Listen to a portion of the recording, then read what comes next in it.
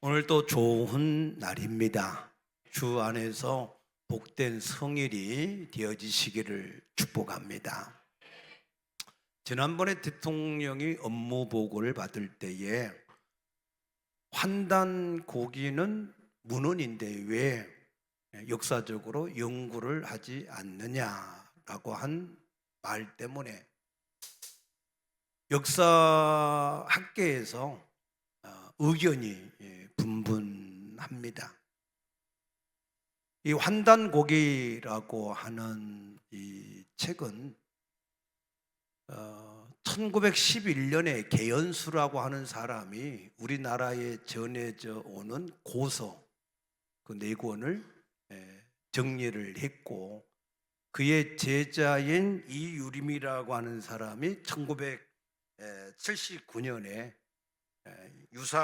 역사학으로 책으로 이렇게 저술을 해서 내놓은 책인데, 역사 주류학계에서는 이것이 역사적인 사료로 가치가 없다 해서 위서로 이렇게 평가를 하는 책입니다. 이 책의 내용은 무엇인가 하면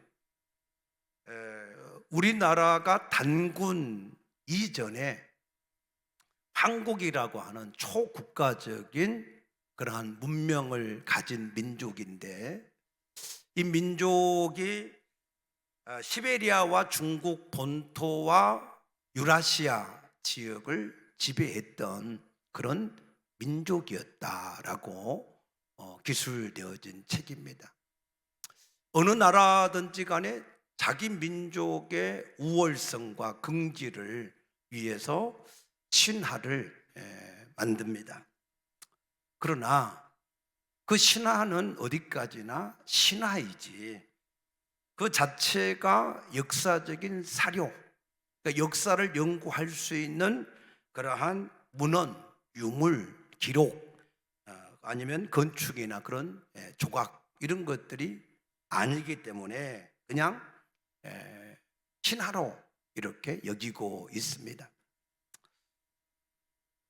그래서 오늘날 주류 학계에서는 이 환단고기라고 하는 이 책을 인용하거나 또 그것을 근거로 해서 뭔가 이렇게 이 연구하는 것 자체를 금기시해 오고 있습니다. 그런데 이것을 관점의 차이다. 관점. 그러니까 한 역사가 있으면 그 역사의 승리자가 보는 관점이 있고 패배자가 보는 관점이 있지요.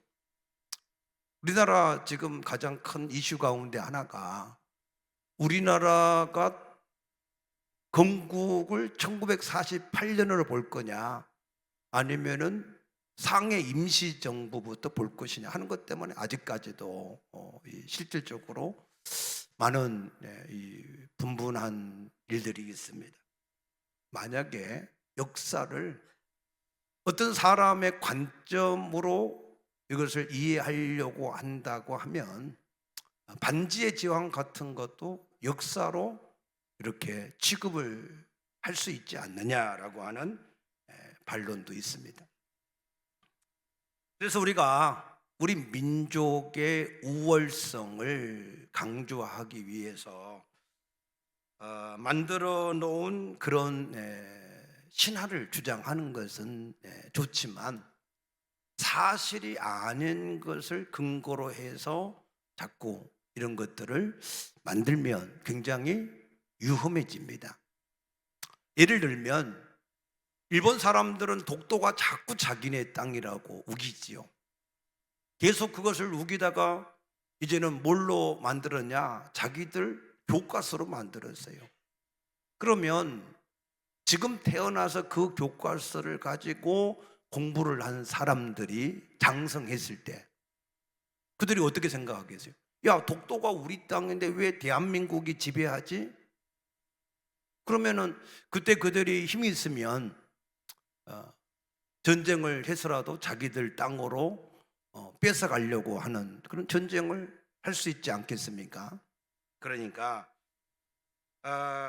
우리가 어떤 신화적인 것은 그냥 신화로 남겨두어야지 그것을 굳이 역사로 보는 그러한 관점은 위험할 수 있다라고 하는 말씀입니다.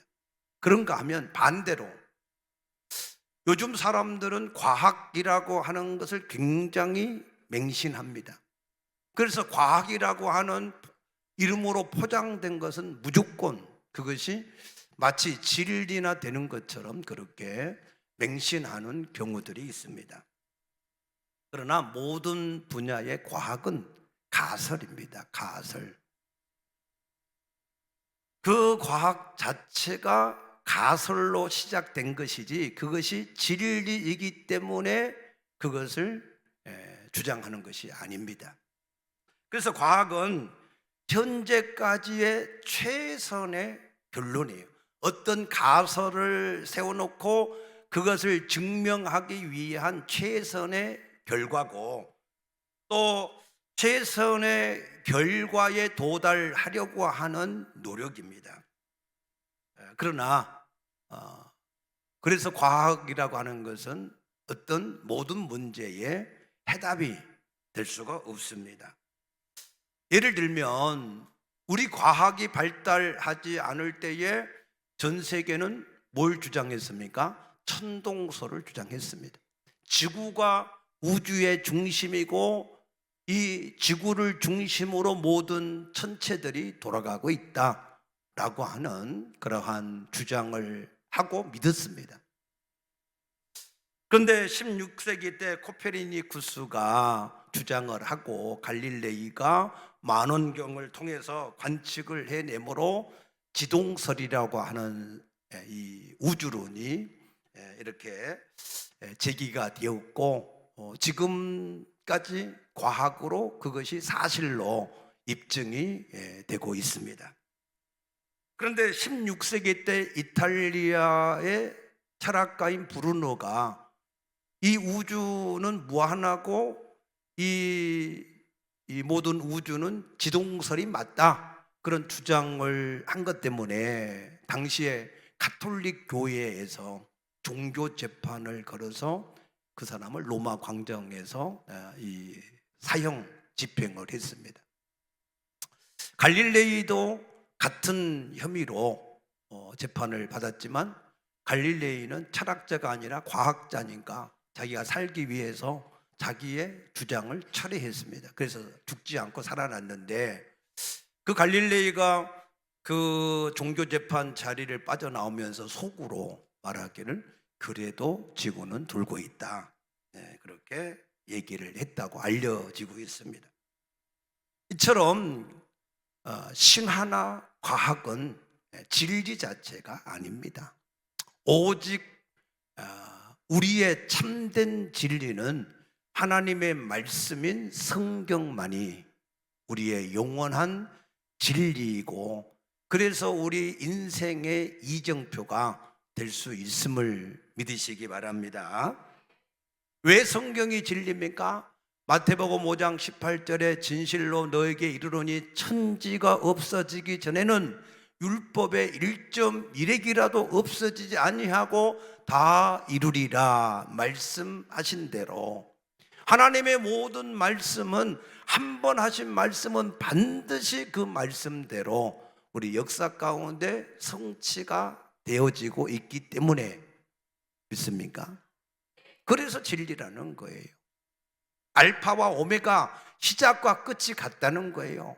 시작했는데 중간에 뭔가 바뀌어서 끝이 다른 게 아니고, 하나님의 말씀은 시작하신 대로 그대로 성취가 되었다. 지난 성탄절에 말씀드린 것처럼 그 예수님에 대한 예언이 300번 넘게 예언되어졌는데 문자 그대로 성취가 되었다라고 말씀드렸습니다.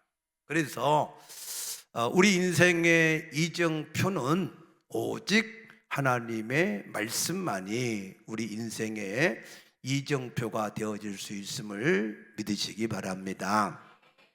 그래서 오늘은 2025년을 마무리하는 마지막 주일입니다.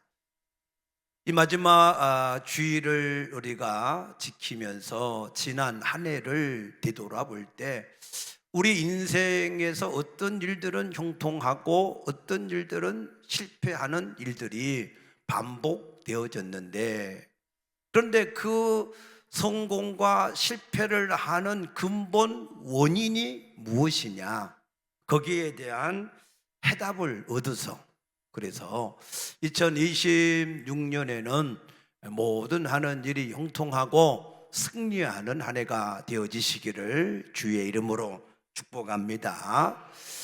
그래서 오늘 본문의 말씀을 통해서 그것을 살펴보려고 하는데, 여호수아 6장은 가나안 땅을 점령해 가는데 첫 번째 성인 여리고성을 그들이 성공적으로 정복하는데 성공했다라고 하는 기사고, 여호수아 7장은 가나안 땅의 두 번째 성인 아이성, 그 아이성을 점령하는데 실패했다라고 하는 말씀입니다. 왜 여리고성은 정복하는데 성공했는데 아이성은 실패했을까? 여리고성과 아이성의 성의 어떤 규모나 견고성을 보게 되면 여리고성이 훨씬 더 강하고 큰 성입니다. 왜냐하면 여리고성을 점령할 때는 광야를 지나고 두 번째 이스라엘 백성들을 계수할 때 그 숫자가 60만 1730명이었어요. 장정, 싸움에 나가서 전쟁할 수 있는 사람의 숫자입니다. 그래서 그 장정 전체가 이 여리고 성을 점령하는데 함께 했습니다. 무장을 한 사람들이 제일 앞장서고, 그 다음에 양각 나팔을 가진 7 제사장이 그 뒤를 따르고, 그 다음에 여호와의 언약궤가 그 뒤를 따르고, 그 뒤에는 모든 백성들이 그 뒤를 따라서, 그래서 이 여리고 성을 매일 하루에 한 번씩 돌고 7째 날에는 7번 돌고 소리침으로 여리고성을 무너뜨렸다 그랬습니다. 그래서 거기에는 60만 1730명이 다 함께 여리고성을 점령하는 데에 참여했습니다. 그런데 아이성 때는 어떻게 했습니까?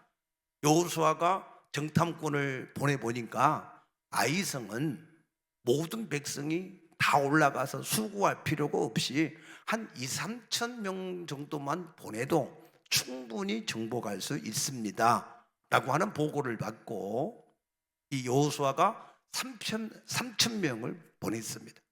그런데 결과가 어떻게 됐어요? 오히려 이스라엘 백성들이 36명이나 죽임을 당하는, 완전히 참패를 당했습니다. 그래서 왜 크고 강한 여리고성은 무너뜨리는데, 정복하는데 성공했는데 왜 작은 아이성을 점령하는 데는 실패를 했을까라고 하는 것입니다. 그 일에 대해서 사무엘상 17장 47절에 보면 다윗이라고 하는 사람이 이렇게 이 고백을 했습니다. 다윗이 소년일 때 장군인 골리앗하고 싸우면서 이렇게 고백했습니다. 여호와의 구원하심이 칼과 창에 있지 아니함을 이 무리에게 알게 하리라. 전쟁은 여호와께 속한 것인즉 그가 너희를 우리 손에 넘기시리라 그랬습니다. 전쟁은 누구에게 속했다고요? 여호와께 속했다.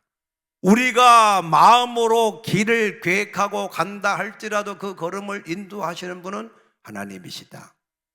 우리 삶 속의 모든 성공과 실패의 그 결정권, 주권은 하나님께 있다. 믿습니까?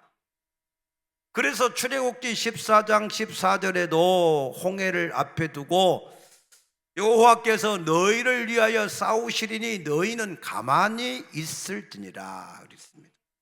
역대하 20장 22절에도 여호사밧 왕이 모압과 암몬과 마온 연합군을 대적해 싸울 때에 여호수아 군대는 그 전쟁에 참여하는 것처럼 폼만 잡았어요. 그리고 찬송만 불렀습니다. 여러분, 찬송의 위대함을 깨닫게 되시기 바랍니다. 다윗이 찬양할 때 사울에게 있던 악신이 떠나갔어요. 여러분이 가정에서 삶 속에서 찬양을 많이 할 때 악한 영들이 떠나가게 될 줄로 믿습니다. 찬양할 때 마음을 다해서 하셔야 돼요. 입으로만 하면 안 돼요. 내 마음을 다해서 하나님을 기뻐하고 즐거워하고 하나님이 내게 베풀어 주신 은혜와 사랑과 능력을 진실로 마음으로 찬양할 때 하나님이 거기에 임재하시고 이스라엘의 하나님은 찬양 중에 거하신다 그랬잖아요.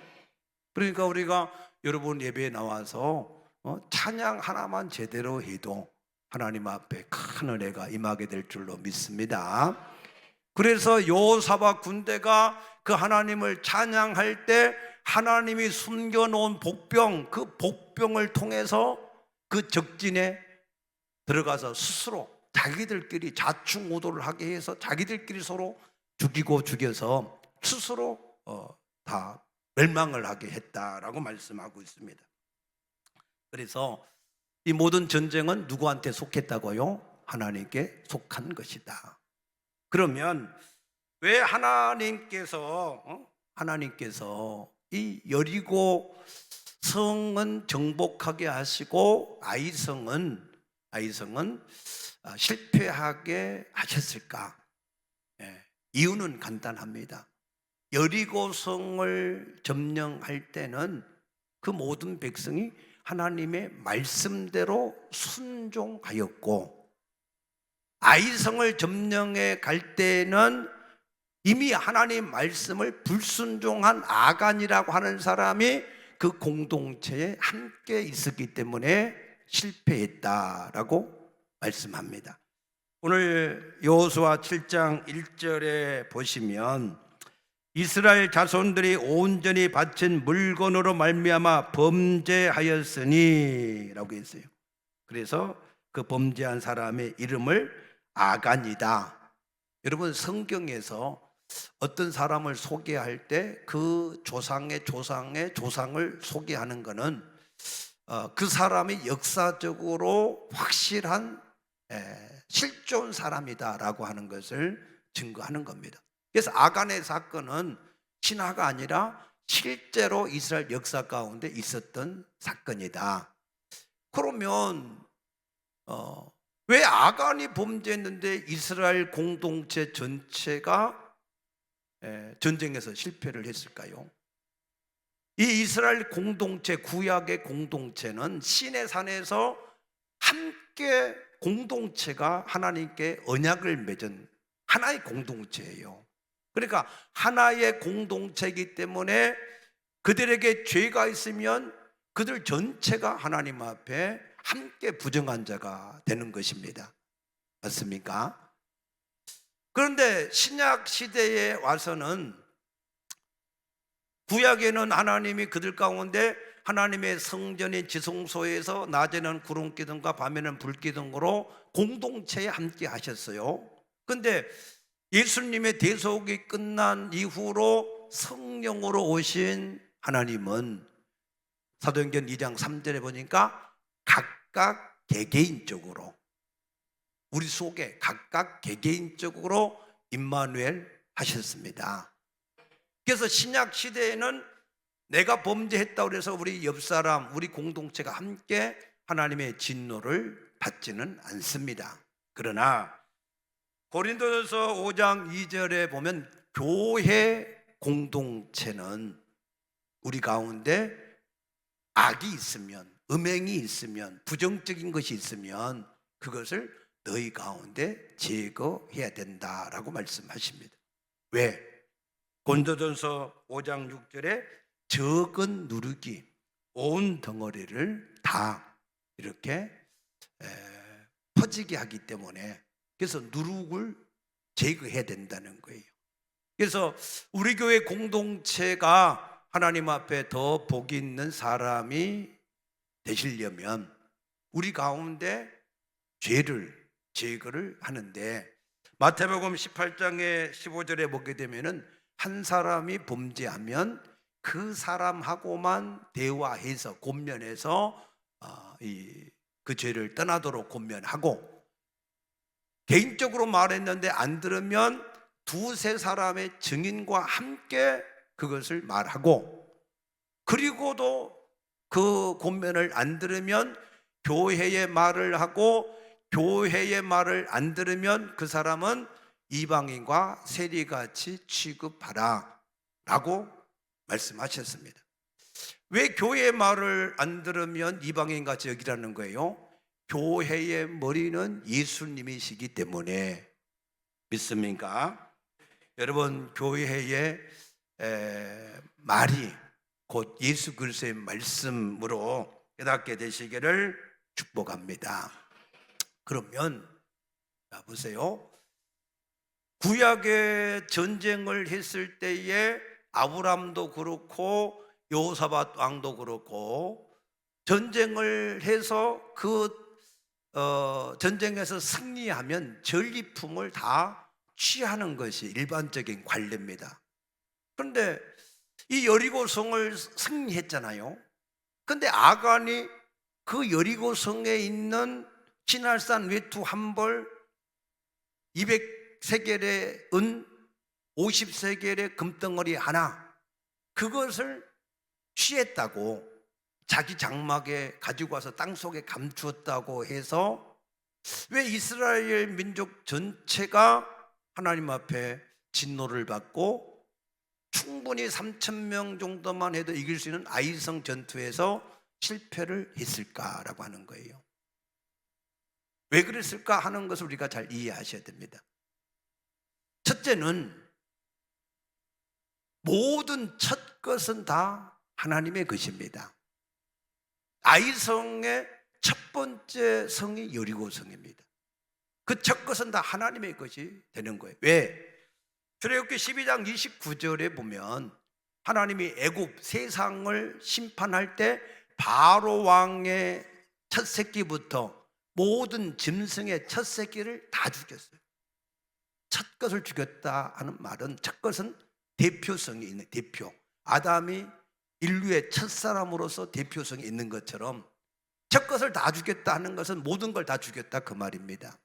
그런데 출애굽기 12장 13절에 보면은 모세의 말을 듣고 어린 양을 잡아먹고 그 피를 문설주에 바르고 그 안에 있는 사람, 그 사람이 유대인이었던 아니면 타민족이었던 강도였던 어떤 사람이었던지 간에 그 피 안에 있는 사람은 장자가 하나도 죽지 않고 다 살아났습니다.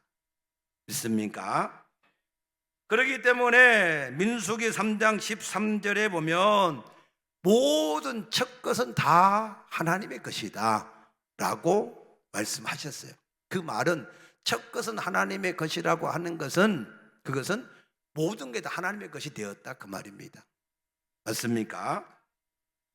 그래서 모든 것은 하나님의 것인데 그것을 아간이 취한 것은 그것은 하나님의 것을 도둑질한 것이다 라고 지금 표현을 했습니다. 두 번째, 신명기 7장 1절에서 5절 말씀 보게 되면 이 가나안 땅을 점령을 해갈 때 그들을 진멸하라. 진멸은 아무것도 살려주지 말라는 거예요. 완전히 다 없애라는 겁니다. 하나님이 사울 왕에게 아말렉을 진멸하라 그랬는데 진멸 안 하고 자기가 좀 보기 좋은 짐승들을 다 데리고 왔다고 해서 하나님께로부터 버림받았지 않습니까? 그러니까 진멸하라라고 할 때는 모든 걸 아무것도 취하지 말라 그 말입니다. 완전히 없이 하라는 겁니다. 그런데 아간이 그것을 취했다고요 말씀했는 것이고, 왜 하나님이 진멸하라고 하느냐? 그 땅에 있는 모든 걸 진멸하라고 하는 것은 그들 때문에 너희 신앙이 혼란스러워져서 여호와를 버리고 우상을 섬김으로 하나님이 어느 날 갑자기 너희를 칠까 두려워하기 때문에 그래서 진멸하라는 거예요.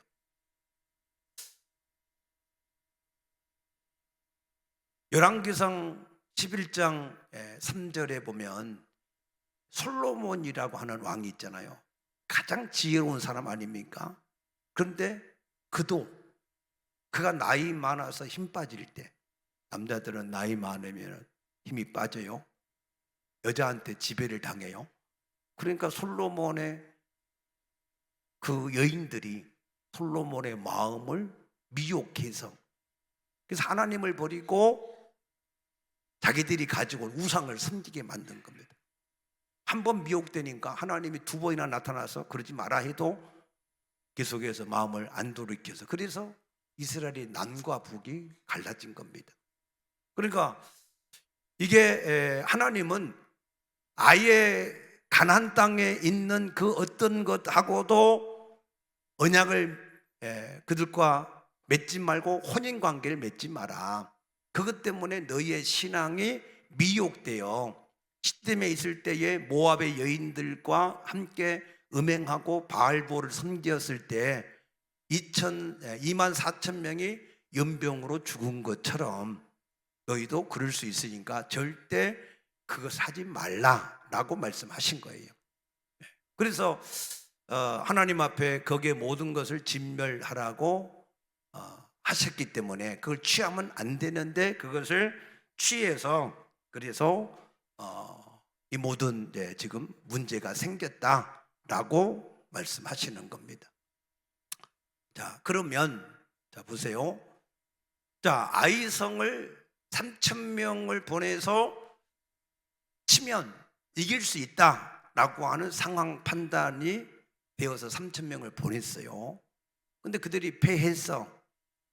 그러면은 저나 여러분 같으면 어떻게 하겠어요? 3,000명 갖고 안 돼? 그러면 3만 명을 보내리라. 그러면 10배를 보내면은 이길 수 있을까요? 없을까요? 판단이 안 서요? 못 이겨. 왜? 하나님이 전쟁의 주권이 누구한테 있다고요? 하나님께 있기 때문에. 그래서 여호수아의 리더십이 그래서 대단하다는 거야. 우리 같으면 3,000명 갖고 안 되면 3만 명으로 해결하지. 그렇게 할 수 있는데 여호수아는 그렇게 하지 않고 하나님께 엎드려서 하루 종일 엎드려서 죄를 뒤집어 쓰고 옷을 찢고 도대체 이것이 왜 그랬습니까? 그래서 이 여호수아가 하나님 앞에 원망 비슷하게 기도합니다. 슬프도소이다 여호와여, 왜 우리를 요단강을 마른 땅처럼 건너게 해가지고 이 아모리 사람들에게 죽게 하시려고 여기까지 데리고 왔습니까? 우리가 차라리 요단을 안 건너고 강 건너편에 거기서 우리가 편안하게 만족하게 살았으면 죽을 뻔하지 않았습니까? 왜 그렇습니까? 라고 물은 거예요. 그때 하나님이 그 얘기를 지금 하신 겁니다. 그래서 11절에 이스라엘이 범죄하여 내가 그들에게 명령한 나의 언약을 어겼으며 또한 그들이 온전히 바친 물건을 가져가고 도둑질하며 속이고 그것을 그들의 물건들 가운데 두었느니라. 너희가 이것을 너희 가운데 제거하지 아니하면, 멸하지 아니하면 내가 다시는 너희와 함께 있지 않을 것이다 그랬습니다. 지금 아이성의 문제가 아니에요. 지금 점령해야 될 지금 많은 성들, 여호수아가 33번을 싸웠어요. 그러니까 그걸 해야 되는데 하나님이 함께하지 않는다는 거예요. 전쟁은 하나님께 속하여 있는데 하나님이 함께하지 않으니까 어떻게 되겠다는 거예요? 다 전쟁마다 실패하게 생겼다 그 말입니다. 큰일 난 거 아닙니까? 여러분, 우리에게 최고의 축복이 무엇이죠? 하나님이 함께하는 임마누엘입니다. 주는 영이 친히 주의 영이 계신 곳에는 뭐가 있어요? 자유가 있느니라. 주님이 함께하면 사망에서, 환경에서, 사람에게서, 물질에게서, 모든 것에서 우리가 자유하게 되는 것을 믿으시기 바랍니다. 그런데 그 영이 함께하지 않으면 우리가 모든 것에 지배를 당하고 거기에 매이게 되고 눌리게 되어져 있습니다. 그러니까 우리의 최고의 관심은 뭐가 되어야 되겠어요? 하나님이 지금 나와 함께 하시는가? 내가 하는 일에 하나님이 함께 하시는가? 그것을 우리가 체크해야 되죠. 그래서 왜 하나님이 이 여호수아 군대와 함께 하지 않았느냐? 모든 첫 것은 하나님의 것이고 그 모든 것은 진멸하라고 했는데 그것을 아간이 범했기 때문에 이스라엘 전체가 범한 것이 되어서 하나님이 함께하지 않으므로 그들이 그것을 할 수 없었다 이렇게 말씀하는 겁니다. 그러면 오늘 이 말씀을 우리에게 적용한다면 우리는 그러면은 어떻습니까?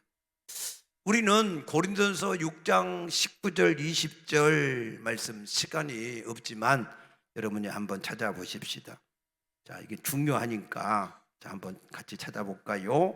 고린도전서 6장 19절에서 20절 말씀 우리 같이 한번 읽어보십시다. 너희 몸은 너희가 하나님께로부터 받은 바 너희 가운데 계신 성령의 전인 줄을 알지 못하느냐? 너희는 너희 자신의 것이 아니다. 우리는 하나님의 성령을 받은 하나님의 성전이다. 성전은 하나님을 위하여서 존재하는 것이기 때문에 너희 자신의 것이 아니다. 아멘. 그러면 어떻게 된 거냐? 값으로 산 것이 되었다. 그 값은 사도행전 20장 28절에 보면 핏값이다. 누구 핏값이요? 예수의 핏값이다. 그래서 예수님의 핏값으로 너희를 산 것이 되었으니 그런즉 너희 몸으로 하나님께 영광을 돌리라 그랬습니다. 믿습니까? 그 다음에 로마서 14장 7절에서 9절 말씀 보게 되면은 예수 그리스도가 죽으시고 부활하신 목적은 산 자나 죽은 자의 주가 되려 하십니다. 종은 오직 주인을 위해서만 존재합니다. 사나 죽으나. 아멘입니까? 고린도서 5장 15절 보게 되면은 예수 그리스도가 모든 사람을 대신하여 죽으신 것은 다시는 그들 자신을 위해서 살지 않고 대신하여 죽은 예수를 위해서 살게 하시기 위해서 대신해서 죽으셨다 그랬습니다. 자, 이 세 구절만 봐도 우리는 누구의 것이에요? 주님의 것이고, 그래서 주를 위해서만 살아야 되고 그것이 본질입니다. 본질. 자, 그러면 이것을 우리가 목적으로 가지고 사셔야 된다 그 말이에요. 지금 당장 여러분에게 뭘 하라거나 뭘 바치라거나 그런 말씀이 아니고 우리가 그리스도 안에서 새로운 피조물로 살아갈 때 우리 삶의 목적은 사나 죽으나 오직 주와 복음을 위한 목적으로 사셔야 된다. 아멘입니까? 그 목적이 분명해야 된다. 그래서 우리가 그 목적을 가지고 공부도 하고 돈도 벌고 사업도 하고 모든 일을 할 때는 하나님이 주신 목적에 합당하기 때문에 하나님이 함께 하셔서 그 모든 일이 되어지게 하시지만, 그러나 사울 왕처럼 처음에는 하나님을 위한 목적으로 왕이 되었지만 자기의 사심, 욕심이 생겨서 자기를 위한 목적으로 살아가면 하나님이 함께 하실 수가 없다라고 하는 말씀입니다. 그런데 이것을 귀중하게 여기질 않아요. 그냥 설렁설렁 대충 그렇게 여깁니다. 그러나 아닙니다. 이것은 우리가 아주 철저하게 근본적으로 확실하게 이 목적을 가지고 사셔야 됩니다. 믿습니까? 이것은요 붕어빵 틀하고 같아요. 여러분, 붕어빵을 수천 개를 찍어도 똑같이 붕어빵이 나오지요. 잉어빵 나온 거 보셨어요? 메기 나온 거 보셨어요? 붕어빵이야. 왜? 틀이 같으니까, 틀. 자, 우리 삶의 목적이 분명하면, 목적이 뭐라고요? 주와 복음을 위한 목적. 그 목적을 분명하게 가지고 살아가면 우리가 무엇을 하든지 모든 일이 그 목적에 합당한 사람이 될 수가 있지만, 이 틀이, 목적이 분명하지 않으면 자꾸 이게 왔다 갔다 하게 된단 말이에요. 그래서 하나님은 두 마음을 품은 자를 기뻐하지 않고, 그런 사람은 하나님께 아무것도 얻기를 생각하지 마라 라고 말씀하셨습니다. 하나님은 차든지 덥든지 둘 중에 하나를 해야 되지 미지근한 자는 토해낸다 라고 말씀하셨습니다. 목적이 분명하지 않고 목적이 새로 거듭난 사람, 그 사람은 오직 사나 죽으나 주를 위한 목적으로 살아가는 것이 맞는데, 그 목적을 잊어버리고 옛날처럼 마치 자기가 주인 되어서 자기의 욕심을 이루기 위한 목적으로 뭔가를 하면 그것은 하나님의 목적에 합당하지 않는다. 혹자는 말할지도 모릅니다. 목사님, 저는요 하나님 목적은 놔두고 제가 원하는 목적대로 살아도 잘만 되는데요. 그럴 수가 있어요. 그런데 그런 사람을 향하여서 로마서 2장 4절에서 내가 하나님이 너를 긍휼히 여기셔서 내가 회개하도록 기다리고 계시는데 내가 그것을 알지 못해서 하나님의 인자하심을 멸시하느냐, 내가 쌓은 그 고집이 내게 진노를 쌓는다 그랬습니다. 시편 73편 12절을 보게 되면 악인들은 항상 평안하고 재물은 생각한 것과 더욱더 늘어난다. 그런데 18절 말씀에 뭐라고 그랬어요? 저를 하나님이 미끄러운 곳에 두셔서 졸지에 황폐하게 된다 라고도 말씀을 하셨습니다. 맞습니까? 그러므로 여러분, 우리 삶의 목적은 우리가 존재하는 근거입니다. 존재하는 근거. 그래서 여러분이 그리스도 안에서 진실로 새로운 피조물이 되었다면 새로운 목적을 여러분들이 분명히 가지고 살아갈 수 있게 되어지기를 축복합니다.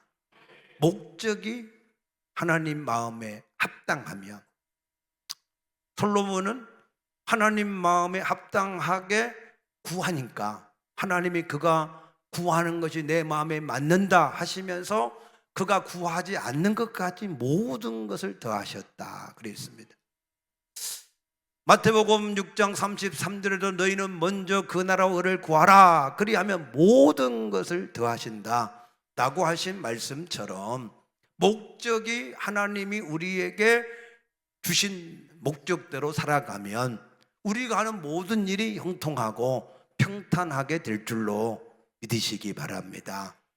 2026년은 여러분이 분명한 목적을 가지고 시작하심으로 승리하는 한 해가 되어지시기를 축복합니다.